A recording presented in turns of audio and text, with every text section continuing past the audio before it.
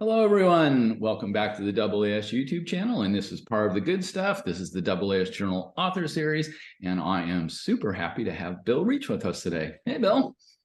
Hey there. Glad to be here. Well, thank you so much for agreeing to talk about your very awesome PSJ article. And Bill, where are you located? What's your geolocation? I'm in Northern California. I have office at NASA Ames Research Center. Very cool. Very cool. California's been in the news a little bit lately. Lots of rain coming through. So is the Bay Area still with us, or has it been flooded out? Yeah, last week was pretty intense. I was away at the Lunar and Planetary Science Conference, but was hearing from home that a little piece of the roof was peeling off and fence was falling down. And yes, so a lot of people and power went out. So yeah, a lot going on, but a lot of rain. It's still an awesome place. Very cool. And then we get some of I'm over in Phoenix on this March 20th. And so we do get some of the residual coming out of that when they swoop down from the north or the west. And so it's been a pretty wet winter for the desert here in Phoenix. So yeah, very cool. So good flowers. The desert is in bloom right now. They're pretty yellows and purples and oranges. It's a lovely look at the desert floor right now. It's awesome. Very cool. Good. And Bill, what do you like to do for research? So I am an infrared astronomer. So most of my projects have been on infrared observation of everything from the cosmic backgrounds to galaxies and interstellar clouds. That's one of my things, and supernova remnants, and then comets, and now the moon. The moon is my latest project. Very cool. So you're an all-purpose IR of everything. That's great. Yeah. Very cool. Very cool. Well, the moon and water is always a wonderful topic, and that is going to bring us to this very awesome Planetary Science Journal. It's open access, people. You can go get a copy for free. Go grab one. And the distribution of molecular water in the lunar south polar region based on 6-micron spectroscopic imaging. And Bill, take us away. Okay, sure. Yeah, thanks. So glad to be able to share this with as many people as can be bothered to read it or listen to it or whatever. So I'm Bill Reach, William officially, the principal investigator of this project, which was a large project for the Sophia Observatory. It was Paul Lucy at University of Hawaii, and Casey Honeyball. She did her PhD thesis on the discovery with Sophia of the water molecule on the sunlit surface, but she's now at NASA Goddard.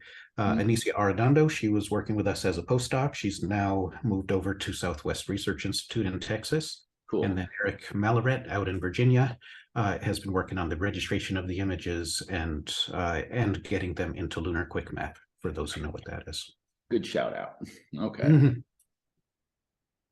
So there's so I'm not going to read the paper to you, but just to say this topic is a fairly widely known one, but it has been found that to what we thought from the 1970s when we said the moon is bone dry and there's no water at all on the surface of the moon. And that wasn't just made up. That was also corroborated by samples that were brought back, and they didn't seem to have much water in them.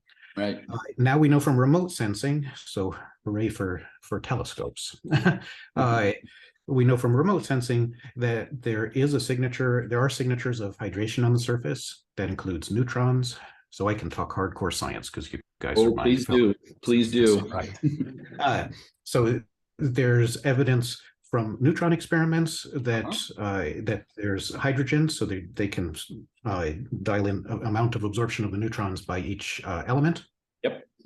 And so that map showed there's hydrogen, and what else would it be doing? It's not found much in the minerals.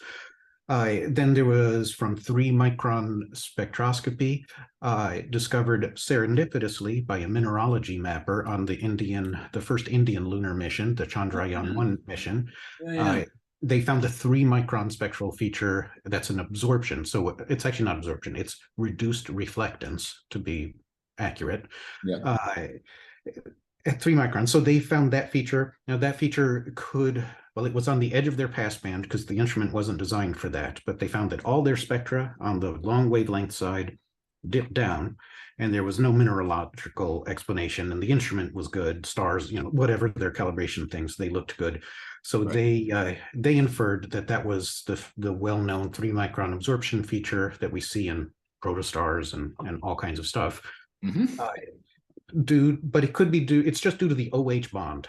So it's a direct stretch between O and H, and it has that 3-micron signature, and it's a very strong feature.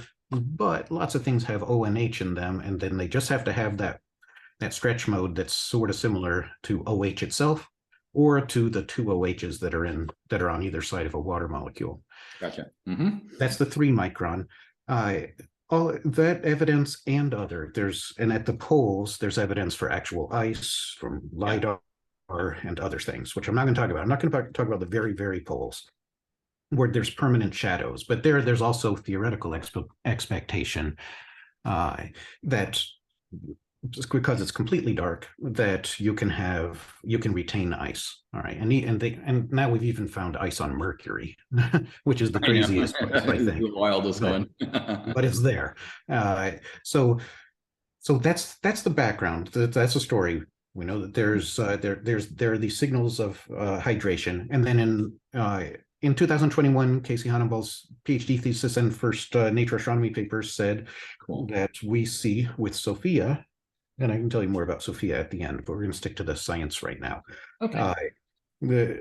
That there is the 6-micron feature, which is, to be accurate again, it's an emissivity enhancement at the location where the water molecule has a resonance, and that's a bending mode. So that one, unlike OH, which is a stretching mode, you got to have all three to participate and make the bending mode.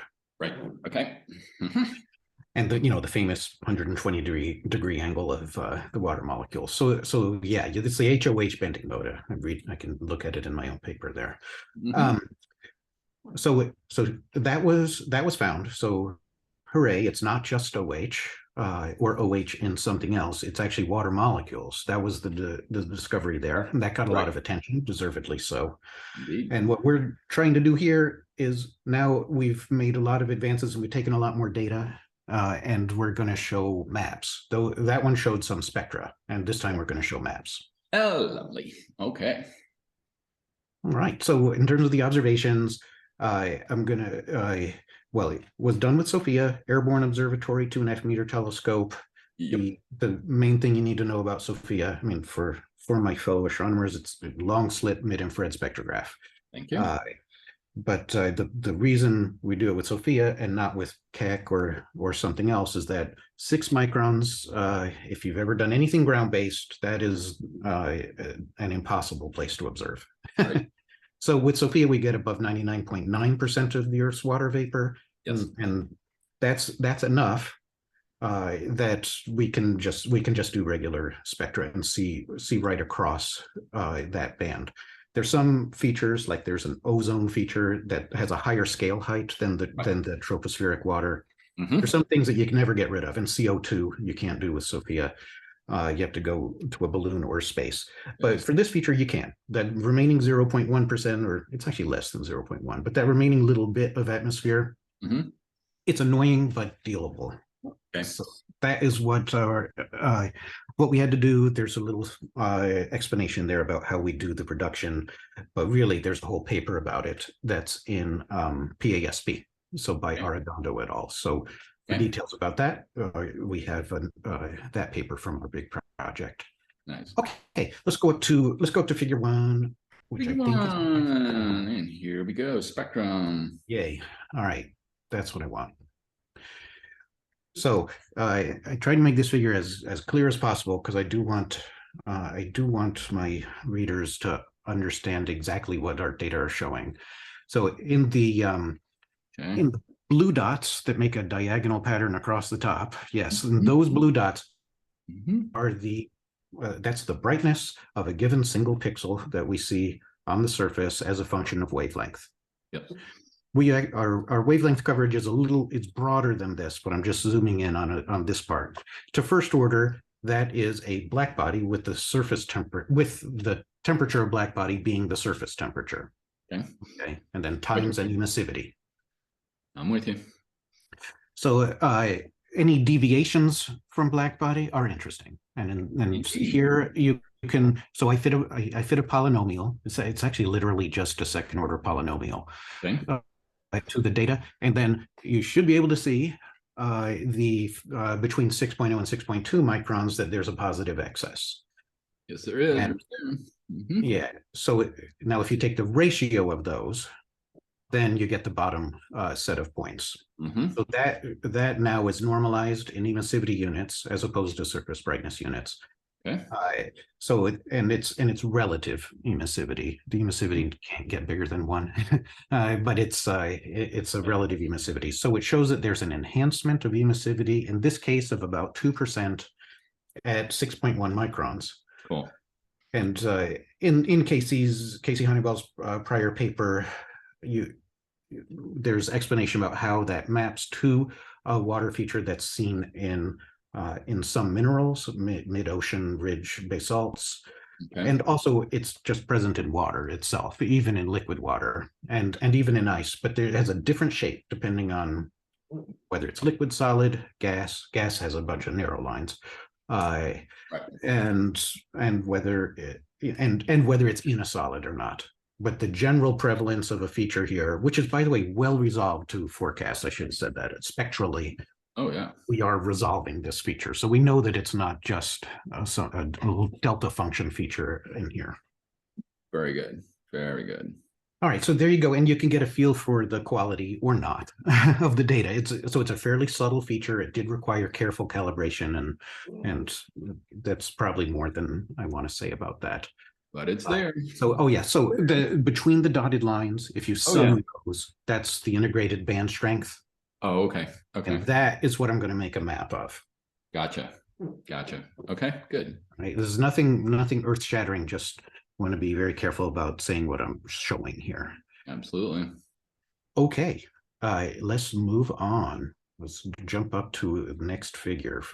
Let's do. Wait, there's equation 1 is the definitions of the integrated band strength, just the sum of the flux divided by black body, actually baseline. You can think of it as black body or baseline, both the letter B, minus 1. Okay, good. Yeah. Mm-hmm. So it's dimensionless by the way it's written, which is also convenient. Yes, indeed. Okay, good. Okay, now the figure. Maps. All right. So you can see from the top left panel, picture of the moon from Lunar Reconnaissance Orbiter. And blue shows the outline of where we observed. Okay. It's a pretty big region, and the advance that made this paper possible is that we were able to control the observatory despite flying at 43,000 feet and everything, maintain it so that we could do steps, 2.4 arc seconds, which is the slit width, cool. In a controlled manner, and map the whole region. That's how we turn our spectrograph into a map. Yes. Okay. Good. All right. And another thing special is the South Pole, which is in the middle of that black circle. Yeah. The South Pole was visible on that day.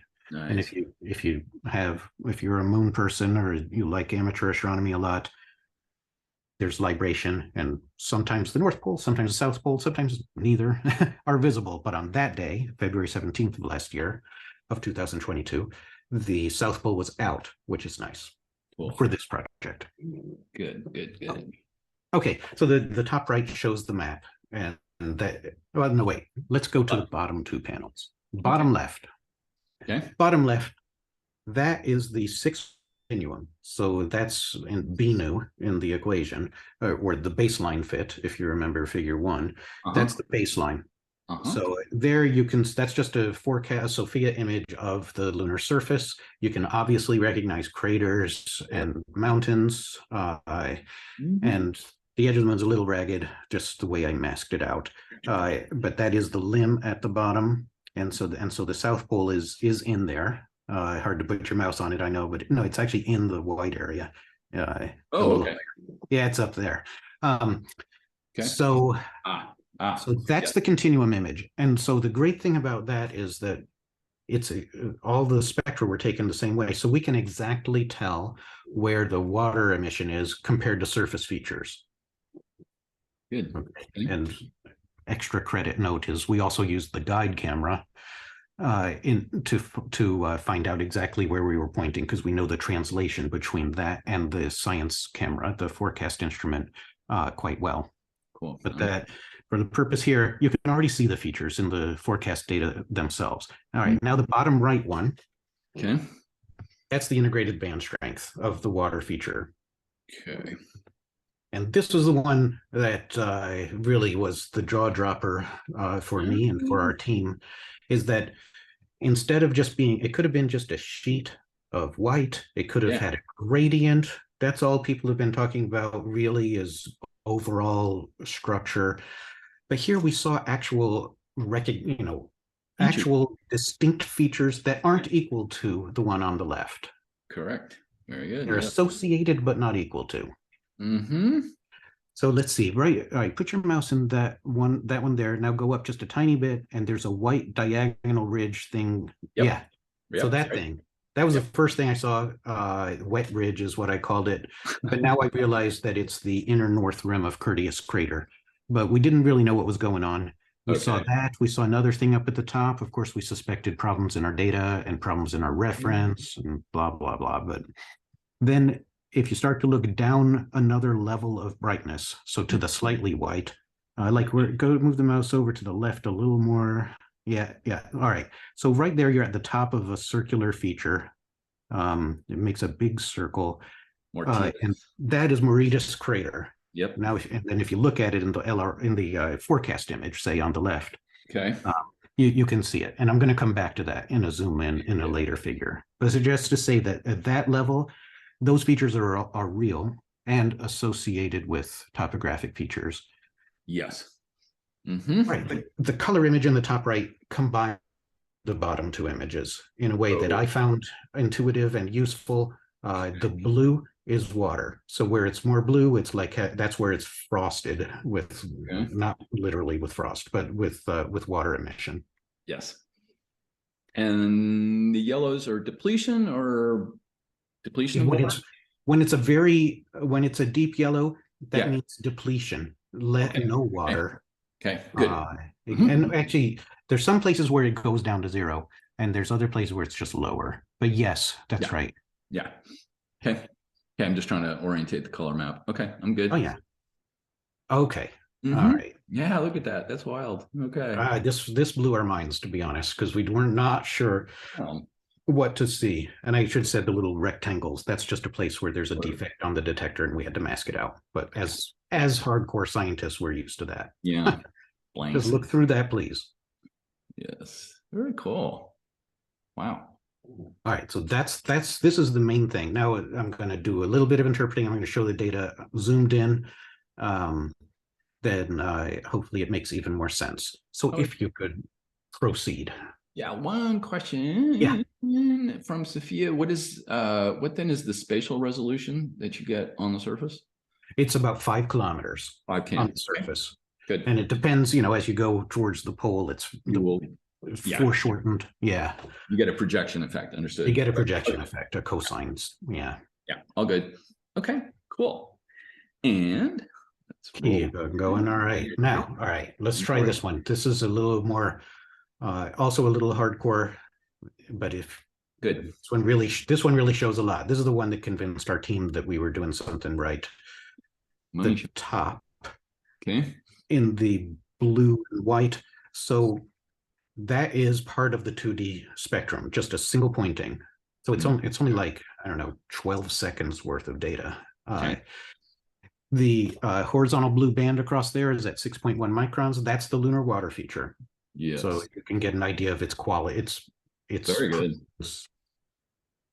Sort of tails off as you go towards the pole. I labeled with the approximate latitude at the top. As you go towards the pole, it sort of tails off. Yep. The other thing is you can see structure within the blue band. There's places where it gets more or less, like the one you just pointed at. Right here to, let's say, right here. So that is Mauritius crater. Actually, you found Mauritius crater. All right, now go to the right a little bit, and there's a gap where it goes away. Yes, right That here. is an important thing, which we're going to see in the next figure. That's real. And then after that, there's a bright place. Yes. Yeah. So the purpose now is to figure out what are those places and why. At the bottom is a script chart, useful for a cut through the above data, useful for seeing the amplitude. So those features, those clumps that you saw in the top panel, they're pretty significant. They're not tiny Yes. blips on top of a super high signal. They're comparable to the widespread signal, but you need both. There is both a widespread signal and this structured stuff. Okay. Uh-huh. Right. The Good. new thing in this paper is about the structured stuff, and that's what I'm going to talk about. But I want to make it clear. There's also widespread emission almost everywhere. And we actually have already subtracted out a reference. So there's also an unknown, but not big DC level. The DC, this might be offset by maybe at most 0.1 in the units on the left-hand axis, but probably more likely about 0.05 in those units. Okay. That's just because we had to go to another place in the moon and divide it out in order to remove instrumental artifacts and residual atmosphere. Fair enough. Okay. Good. Good. All right. So now that's Wonderful. because you need to see that where you're pointing right now. Thank you, Frank. Yes, that's right there. We need to see what's going on there because that's where there's very obvious, cool signatures there, and what could they mean? Yes. Moving on to next figure. Okay, let's go figure 3. We're going to talk about something about the emission, and here we go with some maps on figure 4. All right, figure 4. A zoom into Mauritius crater. I will do that. So the right-hand side, that's an LR. Actually, that might be a Chang'e 5, or that is a visible light image of Mauritius crater. So it's always fun to look at these images. The purple lines are just to indicate the rim. I just drew those by hand. So those are just to guide the eye. You can see how the northern rim, inside of the northern rim, is dark. And that's because we're pretty far towards the South Pole. It's at 70-something latitude. So sunlight is coming from the top of the image, and then it's going to go to the rim of the crater, and that face that's dark there, it just doesn't get much sunlight. It only gets sunlight at dawn and dusk, really. It's not a permanent shadow like the famous places at the South Pole. Okay. But it stays pretty dark there, and it's colder than its surroundings. And even at noon, it's fairly dark there. And then also where the asterisk is in the middle, that is the central peak of Mauritius crater. It's like a 3-kilometer high mountain in the middle. Yep. It doesn't stick out the top of the crater, but it comes quite high, almost back up to the surface. Okay. So if you now imagine yourself hanging out near that and looking towards the sun, towards the top of the image, you're going to get a sunburn if you're on the northern side of that mountain. Yes. All right. And on the south side, it's going to be cold because you're in the shade. So there's the sunny side and the shady side of Mauritius Central Peak. All right. Cool. Now slide over to middle panel, please, of that same figure. There we go. Okay. So this is the forecast, the infrared continuum. Okay. And that one, it looked a lot better in figure 1, I know, or 2, I know, because we were zoomed out. But zooming way in, so now we're getting towards the resolution. You can clearly see there's the central peak where the asterisk is. That's right, we're supposed to be. And the purple lines, they pretty much go through that. The crater rims are visible in the forecast image. That's what that says. Very cool. Yep, I can make. All right, nothing too impressive there, really. Now let's go to the water image. That's the new part, which is at the left-hand panel. Thank you. Okay. Below up there. There we go. Okay. That looks good. Thank you, Frank. All right. Yeah. Now things look a little different, a little weird, but stick with me because I'm sure this is right. For one thing, look at the northern crater rim. Okay. That purple arc, and the water signal is clearly south. There's no way that's wrong because these were taken with the same instrument. And they're looking at the exact same place on the surface, and you can clearly see that the continuum and the water are at distinct locations. Indeed. All right, and then now look at the south rim. Okay. thank you. You can see that where there's the arc there, which is at the rim, it's dark in the water image. Yes. All right. First, I'm just going to say it has a bunch of facts. Then I'm going to explain it. Okay. All right. Now look at the central peak crater, the asterisk in the middle. All right. Got two. Oh. So note that it's sort of a dipole pattern. Correct. Yes. There's a dark patch on the top and there's a white patch on the bottom. And what that means is less water signal. And in fact, it was interesting, Frank, when you said depletion, because you caught on to something that's very important there. It's actually less water even than the rest of the crater floor. Yes. Because it's darker color. Yeah, yeah. All right. So and then on the white patch is an enhancement, sort of at the same level as that northern crater rim. So now, here's the explanation. I wanted to just say the data and describe it, but here's the explanation. Okay. The Central Peak Mountain is the easiest place to understand this. Like I said before, there's a sunny side and a shady side. And the mountain is easy. It's like the Green's function for this problem, if you like math. Right. It's it's like a sundial. There's something sticking up there. There's one side looking at the sun. There's one side isn't. So on the sunny side of Mauritius Crater Central Peak, there is significantly less water because it's hot there and it gets sun all day. Gotcha. And on the south side, which points towards the pole, because this is in the southern hemisphere of the moon, apparently there's concentration of water. Yep. That was our new result. And I have since found that there are the other indicators of hydration do show similar effect, which is super interesting. But just sticking to what do we see and how do we explain it? The same now for the northern rim, it's the same thing, but that one also, it was pretty easy to see in the visible light image. It's shading on the inside of the northern rim. Yes. And by contrast, it's hot on the south side because it has a lot of sunward facing slopes. So that's why it's dark there again. So it makes a weird looking pattern, but it's explicable, and it's sort of like the continuum image gradient, but that's not a good way to think of it. It's related. The real way is it's related to the topography. Yeah, you're getting features. Yeah, very good. So this here is the main result in terms of, and I'm going to explain. I'll explain the next figure in a minute. But so the deal is, why are there variations in the water feature strength across the surface? Are they related to actual long-term presence of water? Or in which case, why? Because ice isn't stable. Fair enough. Or is it a transient effect? Right. And there is a model, the first explanation for lunar water, and there were papers about this even in the 70s. Yeah. Explained that water can be formed on the surface of the moon by interaction of the solar wind protons with oxygen in silicates on the surface. Okay. So you have hydrogen from the solar wind and oxygen in the lunar rocks, and you put them together. Can explain more details if needed, but that's all I'm going to say for now.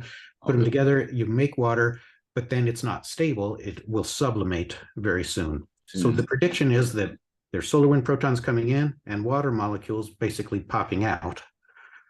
And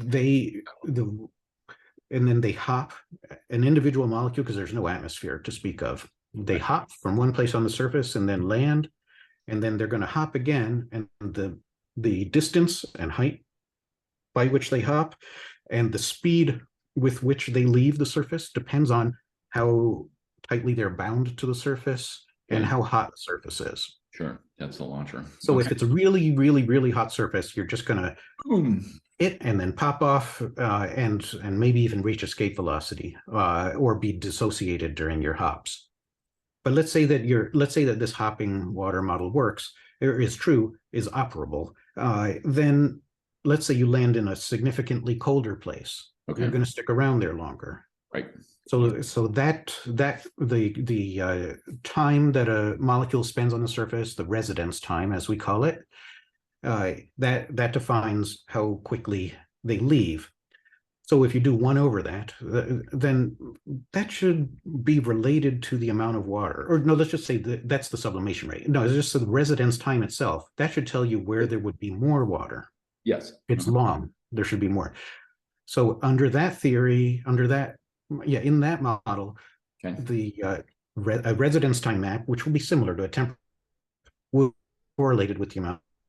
And that model hasn't been done quantitatively. I have proposals in to try and do that. Okay.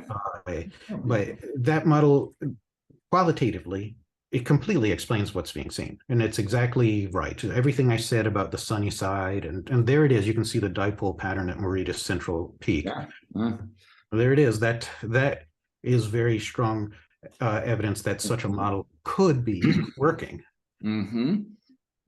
However, there's strong evidence against that model. There is no lunar exosphere, so the water molecules that I just said are hopping around.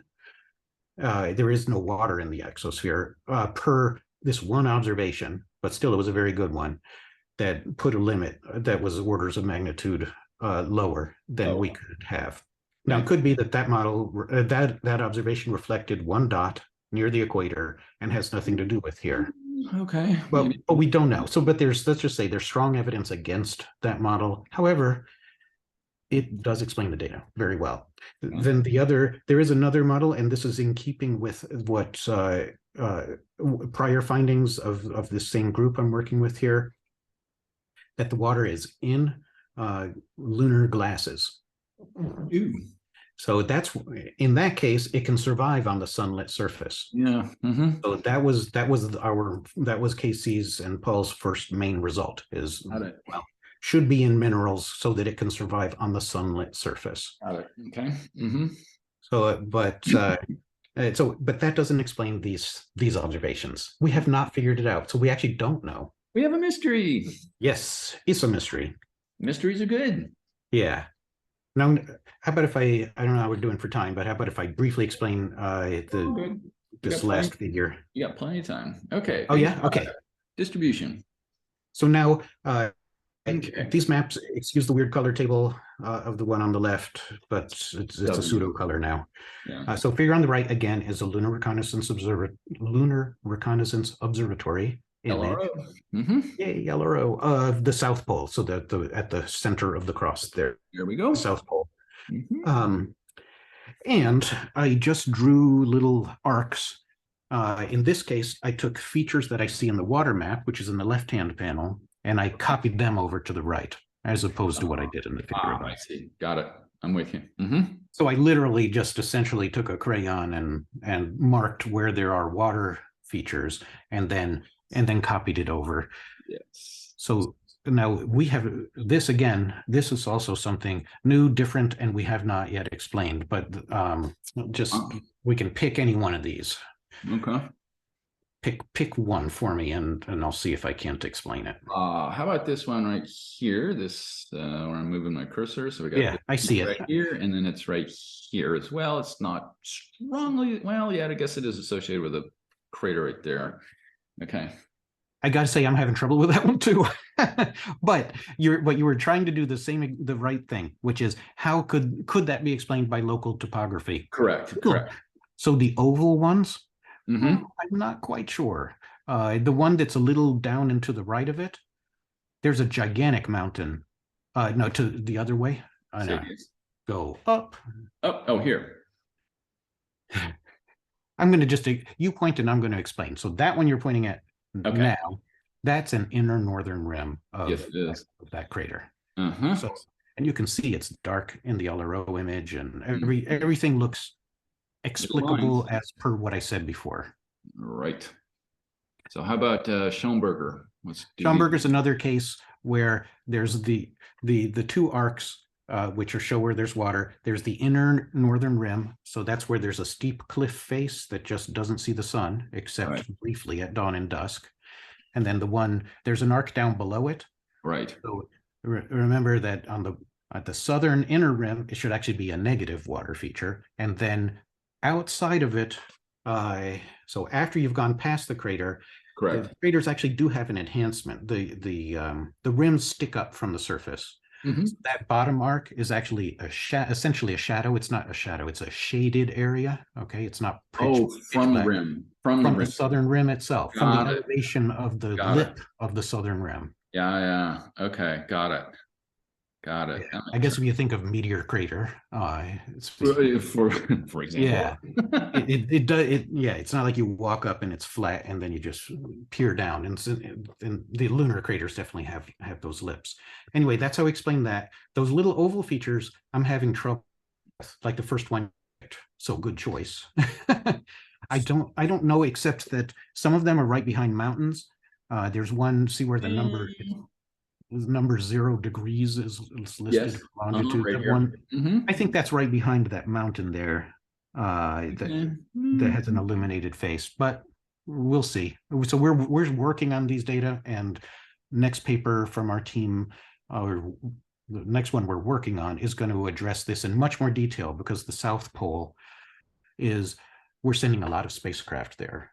And it's very important to the Artemis base is supposedly going to be constructed down there. Oh, cool. So there's a huge amount of interest in that. And a lot of this area that's black in the image on the left, Uh-huh. that we are improving the data quality there, and we're going to say what we can. We're going to say what we can about that. So we think we can improve it and bring it out from nothingness into some information about the distribution. The higher latitude stuff was easier, the ones that I've already spoken about. But I just wanted to call out one of our future things. Yeah. I also think what's interesting here is the non-detections in some craters. Uh-huh. Right? It's not like you pick out the rims of every crater. So, for example, to the left here of Schoenberg, that's a pretty clean crater. You're clearly seeing a dark and a light side, and it maybe shows up on the left. Yeah, that one's getting a little small for us, but Okay. it should show up. So It if it, kind of does, sort of, but yeah. I, Um, and I wonder if yeah, that has something to do with like crater age, right? You need to have a certain age of crater to accumulate that water, or if you have a fresh crater, it hasn't formed the water yet, that kind of stuff. so right now I'm thinking it's depth. Yeah. And so, yeah, if it has a degraded rim, so if it's an old crater with a degraded rim, Right. it wouldn't be as effective at shading. Yes. So that could be related. Okay. I like your theory. Must have something to do with the age of the crater and how high it is and all that kind of stuff. So, Yes. and whether it's been impacted, because you see a lot of double craters here and craters on craters, and that's going to take down the rims. So, Right. Yeah, that's why I have enjoyed picking out the easy ones. yeah. That are very prominent, stand out by themselves. Yep. Like I said, the mountain of the central peak, that was my absolute favorite, because it literally is the delta function, Green's function that you want when you're trying to figure out the response of a system. Get a delta function in there. Yeah, very cool. Yeah. Very cool. Those are the highlights of the paper. Very nice. Very nice. Okay. Bill, I want to thank you so much again for walking us through your very lovely article. My pleasure. Let's see. And you mentioned it a couple times. So let me just push on it a little bit or ask again.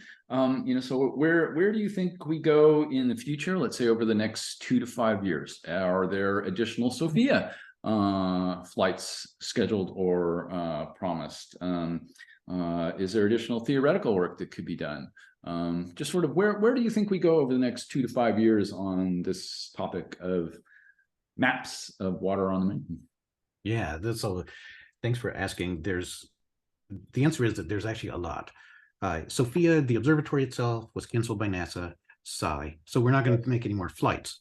Right. But when we heard that was happening, we did put an emphasis on taking as much of our highest priority data, and we got a lot more data in the last, in September, the last month of the mission. We a lot more lunar observations. We have so many, and they're really good. So that's one answer to your question, is we're analyzing this last bit of, it's actually 10 of our 12 flights for this project were taken after we found out that the project was canceled. Everyone. We got a lot. The idea was to leave a lasting legacy while this very valuable NASA facility operating, do the things that are impossible to do in any other way. Yeah. So Very that's nice. with Sophia. Lots more coming, and we intend to make it all. The data themselves are all public, but we're also going to make our processing public by the end of the year.